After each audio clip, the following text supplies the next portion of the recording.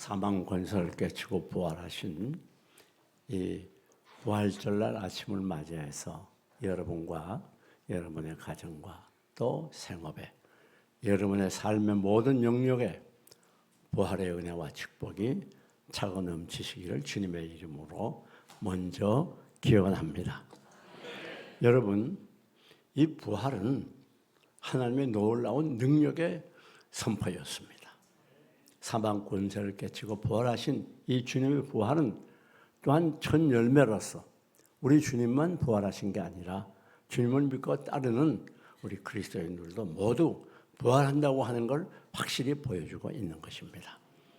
그런 거로 위클리프라는 모든 말하기를 만약에 예수님의 부활이 없었다고 하면 우리의 소망도 우리의 구원도 죽음 속에 누워 있었을 것이라고 말하면서 이 예수님의 부활은 바로 구원의 완성이고 이것은 하나님의 능력이 온 천하에 나타나던 귀한 능력이 선포였다고 말하고 있는 것입니다.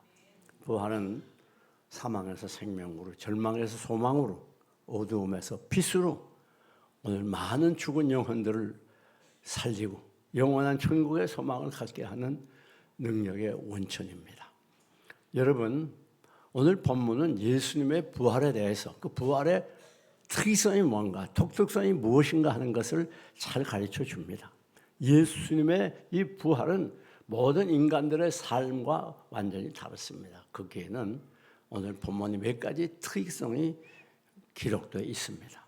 그 첫째는 오늘 본문 20절을 보면 그의 능력이 그래서 그의 능력 하나님의 능력을 의미합니다.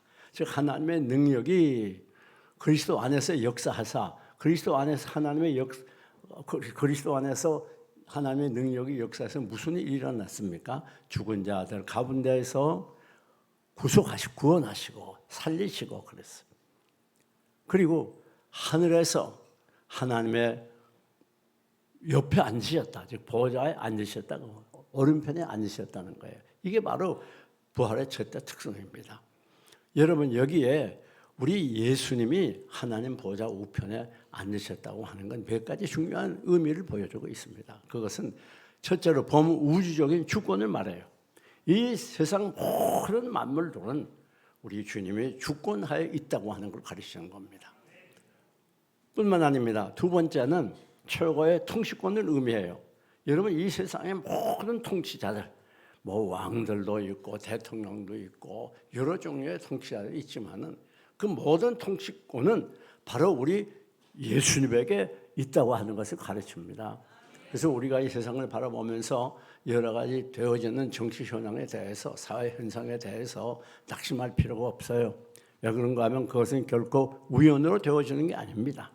우리 하나님의 한 나라를 세우시도 하고 멸하시기도 하고 또 한 사람을 일으키기도 하고 한 사람을 낮추기도 해요. 즉 이 세상의 모든 통치권은 누구에게 있는가 하면 부활하신 예수님에게 있다고 하는 것을 가르쳐 주는 것입니다. 뿐만 아니라 다음은 무한한 능력과 영광이라고 하는 것을 가르쳐요. 즉 이렇게 우주 만물을 통치하고 다스리는 주권을 가진 부활하신 우리 주님은 무한한 능력이 있어요. 그렇기 때문에 그 능력으로 모든 일을 무엇이나 할 수 있다고 하는 것을 가르쳐요. 그건 매우 영광스러운 일이 아닐 수 없습니다. 다음 네 번째, 예수님께서 이 땅 위에 계시면서 당하신 그 수고와 순환, 고통은 바로 이제 예수님의 참 안식과 또 예수님의 기쁨으로 나가게 되었다는 것을 가르칩니다. 더 이상 우리 주님이 부활하시고 나서 그런 땅에 계시면서 당하신 수모와 고난을 당하지 않아요. 이제는 하나님 우편에서 무한한 영광 가운데에서 또 기쁨 가운데에서 안식을 누리시게 된다는 것을 가르치는 것입니다. 자, 그러면 이 보좌 우편에 계신다고 하는 것은 무슨 의미가 있는가 하면 첫째는 누가복음 22장 69절을 보니까 내가 권능의 보좌에 앉게 된다. 우리 주님이 이렇게 말씀하고 있어요. 그게 무슨 말인가 하면 이 예수님의 우편, 오른편 보좌라고는 뭘 의미하는 거 아니에요? 권능을 의미하는 거예요. 우리 예수님은 능치보다 없는 권능자라고 하는 걸 가르치는 것입니다. 다음 두 번째 히브리서 1장 3절을 보면 그 보좌는 높은 곳에 있다고 그랬어요. 많은 사람들이 바라보는 높은 곳에 있다고 말합니다. 그럼 우리 주님께서 하나님 우편에 보좌에 앉으셔서 무슨 일 하시는가? 이게 놀라운 일이에요. 로마서 8장 34절을 보면 우리를 위해서 기도하신다고 그랬어요. 이게 참 놀라운 일이죠. 예수님은 보좌 우편에서 여러분들을 위해서 계속 기도하고 계세요. 여러분, 오늘 우리들이 이 세상 살아가면서 외로움을 느낄 때가 많고 또 낙심하고 좌절할 때도 수없이 많습니다. 그러나 우리가 꼭 기억해야 돼요. 무슨 말인가 하면 오늘 여러분들은 하나님의 보좌 우편에서 여러분을 위해서 계속 기도하고 계시는 예수님을 기억해야 되는 것입니다. 우리가 신앙생활하면서 낙심할 때가 많아요. 기도해야 되는 것뿐이 알지만 기도 잘 못할 때도 많아요. 또 기도하다가 절 때도 많고 또 우리 기도가 하나님의 뜻대로 되어져야 되지만 사실 그렇지 못하고 내 욕심대로 내 생각대로 기도할 때도 많아요. 기도하고 싶지만 여러 가지 이 세상 일로 인해서 기도할 마음이 없어지게 되고 오히려 기도를 멀리할 때도 많습니다.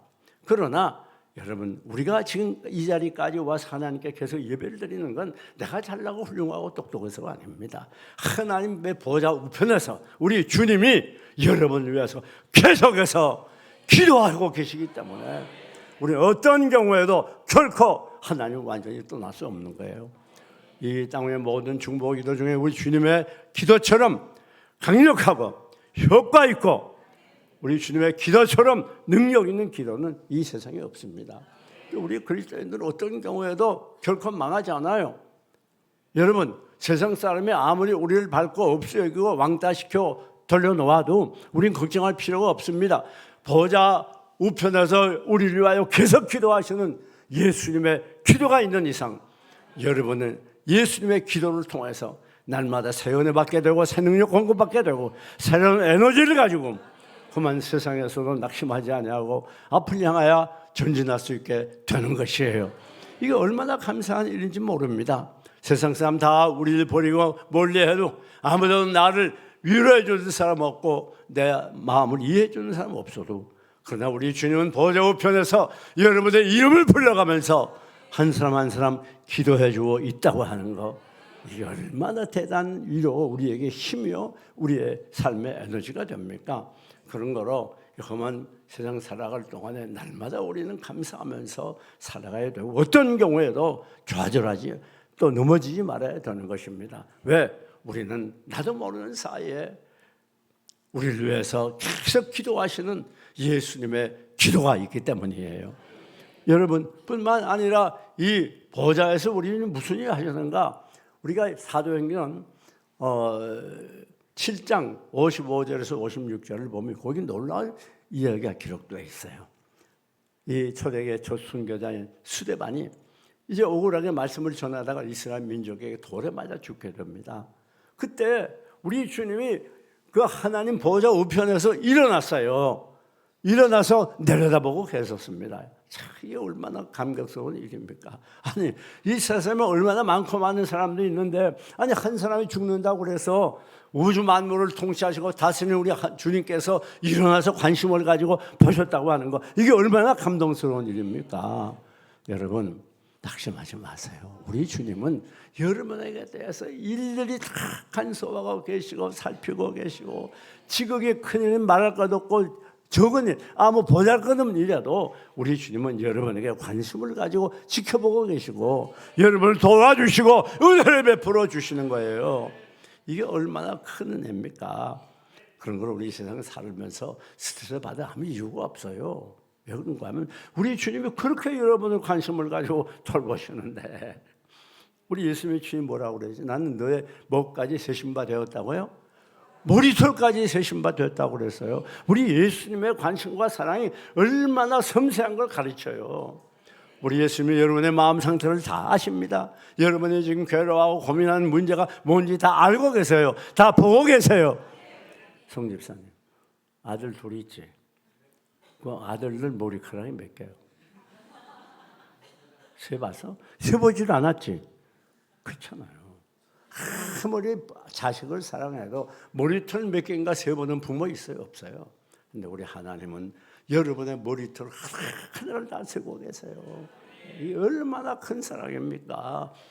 그런 사람은 있어요. 태어나자마자 손가락 몇이야? 하나, 둘, 셋, 넷. 세 번 사람이 혹시 하나 부족한가 해서. 그런데 머리카락 세 번은 부모는 이 세상에 없어요. 이것이 우리 주님의 사랑입니다. 이것이 보좌에서 우리를 위해서 기도해 주시면서 말할 수 없는 사랑과 관심으로 여러분을 보살피고 어디 가서 무슨 일 하든지 여러분을 위로하시고 은혜 주시고 함께 하시는 주님의 사랑이에요. 더 놀라운 말씀이 기록되어 있습니다. 이사야 46장 3절을 보면 너희가 배에서 나무로부터 내게 안기었다. 너희가 태에서 나무로부터 내게 풍기었어. 언제까지? 너희가 노년에 이르도록 내가 그리하겠고 백발이 되기까지 내가 너희를 품을 것이라. 내가 너희를 지었으니 안을고 품고 구하여 내리라. 요즘 우리가 가진 성경은 어떻게 번역하는 거 아니? 너희가 배에서 나무로부터 내게 안겼고 태에서 나무로부터 내게 업히는 너희가 그래요. 업었다 그랬어요. 뭐 다 같은 말이죠. 이거 뭘 말하냐면 하나님이 첫째는 여러분이 일생 다가도록 태에서 나무로부터 백발이 되기까지 노인 되어서 늙어 죽기까지 아주 천성이 이르기까지 여러분을 안아주시고 품어주시고 환난에서 구하여 낸단 말이에요. 이래도 감동이 없으면 이상한 사람이죠. 하나님의 사랑이 어디까지 있는가 참 놀라운 일이죠. 뿐만 아니라 이것은 우리 주님이 완벽한 사랑, 완벽한 보호를 같이 가르칩니다. 여러분 안아주는 게 뭐요? 품어주는 게 뭐요? 업어주는 게 뭐요? 그건 하나님의 완전한 사랑을, 완전한 보호를 인도하심을 가르치는 거예요. 여러분이 이 땅을 살아가는 동안 험한 일 많이 당하고 사건 사고에 부딪힐 때가 얼마나 많습니까? 외롭고 고달퍼서 마지막 한숨을 쉬면서 세상을 떠나고 싶은 때도 없잖아 있을 거예요. 그러나 여러분 그때도 우리 주님은 하나님 보좌 우편에서 여러분을 관심을 가지시고 여러분을 안아주시고 품어주신다고 하는 거 잊으면 안 됩니다. 그래서 오늘 우리가 이 시간까지 하나님 믿고 의지하고 이 자리에 나온 거예요. 그렇지 않다면 우리가 하나님께 나올 수 벌써 하나님 떠났죠. 이것이 보호자 우편에 계신 우리 주님이 우리를 위해서 하시는 놀라운 사랑의 일입니다. 여러분, 그러니까 우리 예수님의 부활의 특성은 뭔가 하면 보호자 우편에 계시는 거예요. 자, 우리는 그런 거로 날마다 이 보호자 우편에 계신 주님 바라보고 살아가야 돼요. 다시 말하면 우리의 삶의 중심이 이 세상이 아니라 우리 하늘나라에 있어야 된다는 걸 가르칩니다. 우리 이 세상에서 살다가 이 세상에서 썩 없을 존재들이 아니에요. 오늘 우리는 이 땅에 살다가 죽어도 다시 살아서 우리 주님처럼 영원히 영원한 천국에서 사는 하늘나라의 백성들이라는 걸 잊으면 안 됩니다. 주님의 보좌 있는데 천한 몸이 울어 그 영광 몸sob에 올 때 내 기쁨 넘치 내 기쁨 넘치 우리의 삶의 중심 그건 바로 이 세상이 아니라 영원한 천국에 있다는 거 이걸 반드시 기억해야 됩니다. 그래서 골로새 3장 1절에서 사도 바울이 뭐라고 말합니까? 깨어라. 위의 것을 찾아라. 땅 거기에는 그리스도가 우편에 계시니 땅의 것을 생각하지 말고 위의 것을 생각하라. 그렇게 말하지 않아요? 여기서 뭐 세상 것은 내버려두고 무관심하라는 말이 아닙니다. 우리 삶의 중심이 하늘에 있어야 된다는 걸 말하는 거예요. 세상 것에 매워서 하나님 멀리하며 범죄하지 말고 이제부터 우리는 하늘나라의 소망을 바라보고 부활하신 주님을 바라보고 오늘도 내일도 믿음으로 나가야 될 것입니다. 여러분, 그런데 다음 두 번째 예수 부활의 특성은 무엇입니까? 오늘 21절이 보여주죠. 모든 통치와 권세와 또 능력과 주권과 그리고 오는 세상과 이제 올 다음의 세대 일컬을 모든 이름이에요. 뛰어난 이름을 주셨다. 이게 무슨 말인가 하면 우리 하나님이 이제는 뛰어난 이름을 주셨어요. 우리 주님에게. 그래서 빌립보 2장 8절에 비슷한 말이 기록되어 있습니다. 하늘에 있는 자들과 땅에 있는 자들과 땅 안에 있는 모든 사람들이 다 예수의 이름 앞에 무릎을 꿇는다. 그렇게 말했어요. 다시 말하면 우리 주님은 이제 부활하셔서 위대한 이름, 뛰어난 이름을 갖게 되었다면 이것이 바로 부활의 두 번째 특성입니다. 여러분이 예수님의 이름에 대해서 성경에 여러 곳에 기록되어 있어요. 즉 거룩한 이름, 또 뛰어난 이름, 또 능력 있는 이름, 큰 이름, 선한 이름, 영화로운 이름, 여러 가지 이름들이 기록되어 있습니다. 우리 주님의 이름은 우리 보통 사람들, 뛰어난 세상 사람들의 이름과 달라요. 이건 완전히 대단한 이름입니다. 거룩한 이름입니다. 영화로운 이름입니다. 이런 이름을 가지셨어요. 우리 주님과 같은 그런 이름을 가진 사람은 이 땅에 아무도 없어요. 자, 그렇다면 이 예수님의 이름의 능력이 무엇입니까? 성경은 말하기로 첫째는 죄에서 하는 능력이 있습니다. 내가 죄에서 하는 권세가 있다고 말씀하지 않았어요? 우리 죄가 예수님의 이름으로 사함을 얻게 되는 거예요. 뿐만 아닙니다. 예수님의 이름은 구하면 받을 수 있는 능력 있는 이름이에요. 우리가 하나님께 구하게 될 때 내가 잘나고 훌륭하고 똑똑하고 선한 일 많이 해서 착해서 응답해 주시는 게 아니에요. 오직 예수님의 이름으로, 예수님의 이름의 능력으로. 여러분 요한복음 15장에 뭐라고 그랬죠? 너희들이 무엇이든 내 이름으로 구하면 시행하리라. 그렇게 약속을 하셨어요. 이게 예수님의 이름의 능력입니다. 그런 거로 우리가 이렇게 새벽마다 때를 따라 나와 하나님께 기도하는 건 그저 헛된 허공을 치는 그런 게 아니에요. 왜? 예수님의 이름의 능력이 우리의 기도를 하나님이 응답해 주도록 하시는 거예요. 하나님의 우리를 보실 때 예수님의 이름을 보고 예수님의 이름으로 구하는 걸 보고 우리에게 필요를 채워주시고 기도를 응답해 주시는 거예요. 이게 대단한 능력 아닙니까? 예. 여러분, 예수님의 이름의 능력은 바로 세례를 베푸는 거예요. 성자와 성부와 성자와 성령의 이름으로 내가 세례를 주노라 그렇게 하잖아요. 세례 줄 때 예수님의 이름의 능력은 바로 세례를 주는 거예요.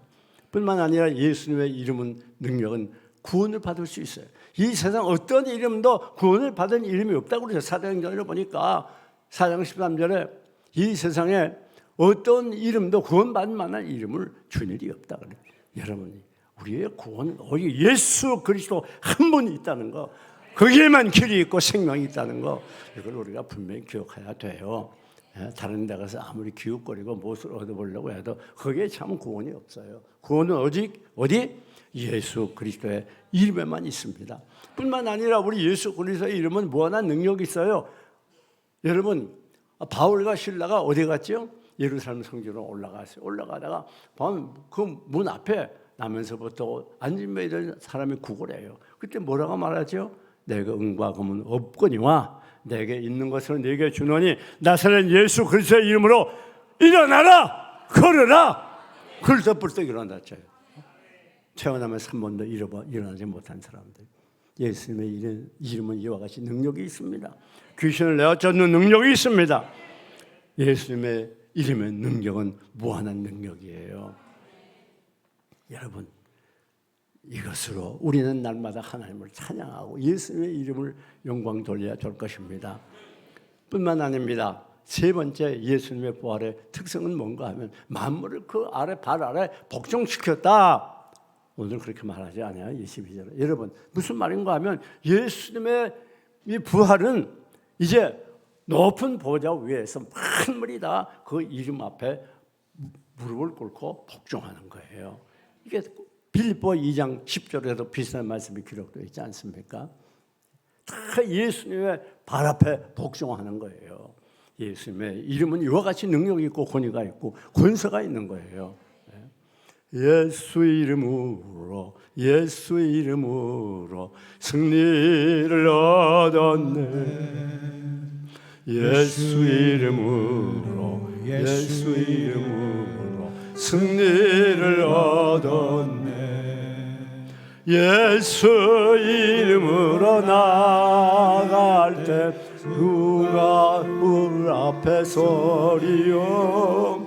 예수 이름으로 나아갈 때 승리를 얻었네. 예수 이름의 능력이 항상 여러분과 함께함을 믿으시기를 축원합니다. 뿐만 아니라 마지막 여러분 22절을 보면 뭐라고 그랬죠? 만물을 그 앞에 복종하게 하시고 그 만물 위에 교회 머리로 세웠다 그랬으면 마지막 예수 이름의 이 특징은 뭔가 하면 교회 머리로 세우시는 거예요. 여러분 이게 무슨 말인가 하면 오늘 우리 예수님과 교회는 뗄래야 뗄 수 없는 관계가 있는 거예요. 이걸 여러분 분명히 알아야 돼요. 어떤 때는 예수님이 여러분과 가까이 하고 어떤 때는 예수님이 여러분을 멀리하는 게 아니에요. 또 내가 하나님을 잘 믿을 때는 예수님이 가까이 오시고 내가 또 범죄하고 떠날 때는 예수님이 멀리 떠나는 게 아니에요. 예수님은 우리의 행위에 따라서 이렇게 하고 저렇게 하는 분이 아니에요. 예. 여러분이 어떤 상황에 있어도 예수님과 우리와의 관계는 끊을래야 끊을 수 없는 긴밀한 관계예요. 긴밀한 관계. 그래서 성경은 이 관계를 뭐라고 말하는가 하면 남편과 아내의 관계로 또 아버지와 아들의 관계로 왕과 신하의 관계로 목자와 양의 관계로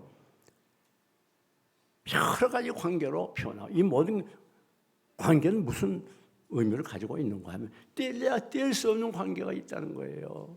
무슨 관계? 사랑의 관계예요. 그래서 로마서 8장 33절에 뭐라 그랬죠? 내가 확신하노니 사망이나 생명이나 권세자들이나 천사들이나 높음이나 깊음이나 다른 아무 피조물이라도 우리를 우리 주 예수 그리스도의 사랑에서 끊을 수 없느니라. 우리 주님의 사랑을 끊을 자 이 세상에 아무도 없어요. 내가 환난이나 공고나 기근이나 위험이나 적신이나 칼이라 그 무엇도 우리를 우리 주 예수 그리스도의 사랑에서 끊을 수 없느니라. 끊을 수 없느니라. 끊을 수 없느니라. 하나님의 이런 강력한 사랑이 여러분을 붙잡고 있기 때문에 우리 언제 어느 때 어떤 상황에도 결코 뒤로 물러가 주님에 빠지지 아니하고 날마다 용기와 담대함을 가지고 이 세상을 승리할 수가 있는 것입니다. 얼마나 놀라운 일입니까? 어디 그뿐입니까? 이 머리와 이 몸의 관계라고 하는 건 바로 이 몸은 머리에 지시를 받고 따라야 된다는 걸 가르쳐요. 여러분 이 머리가 명령합니다. 야, 너 오른쪽 오라. 그럼 오른쪽으로 가야 될 거 아니야 몸이. 그래 안 그래요? 머리가 앉아 그러면 앉아야 될 거네요. 그래 머리가 너 저 앞에 좀 가봐. 그런데 몸이 안 가. 이러고 움직이지 않아 이러고. 예? 안 가 이게. 그럼 병난 거죠. 무슨 말인가 하면 우리 이 그리스도의 몸인 교회는 머리 대신 예수님의 말씀에 절대적으로 순종하고 따라가야 되는 걸 가르쳐요. 내가 원하는 대로 하는 게 아닙니다. 우리 그리스도인의 삶은 내 욕심대로 내 이익권대로 살아가고 내 감정대로 살아가는 게 아니에요. 나와 세상 엉킨 것 없이 오직 그리스도로 충만해서 우리 예수님의 그 말씀대로 머리 대신 주님의 지시대로 순종하며 따라가야 그게 참 신자다운 신자예요. 한 걸음 한 걸음 주와 함께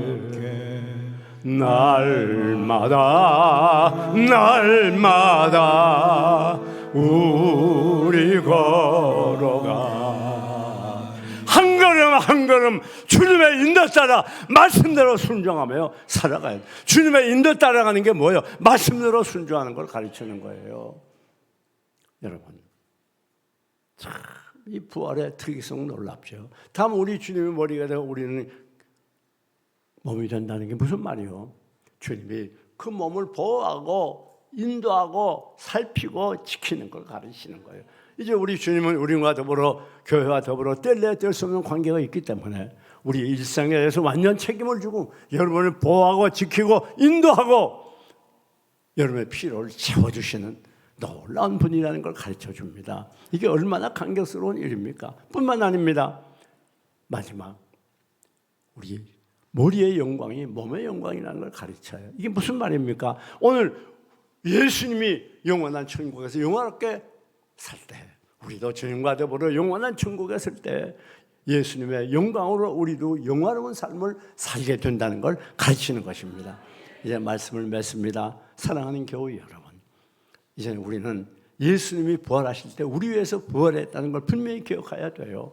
로마서 4장 23절을 보면 우리 예수님은 우리의 범죄함을 위하여 내어주고 우리를 의롭다 하시기 위하여 살아났다고 그랬어요. 예수님이 이 땅에 오셔서 수상고난당하고 죽으신 것도, 예수님이 사망 권세를 깨치고 부활한 것도 다 우리를 위한 우리 주님의 사랑이라는 걸 우리 기억해야 돼요. 그렇기 때문에 우리 하려는 뭡니까? 나가서 예수님의 제자들처럼 부활의 복음을 만천하에 전해야 될 책임이 있는 거예요. 예수 부활하셨다, 예수 부활하셨다.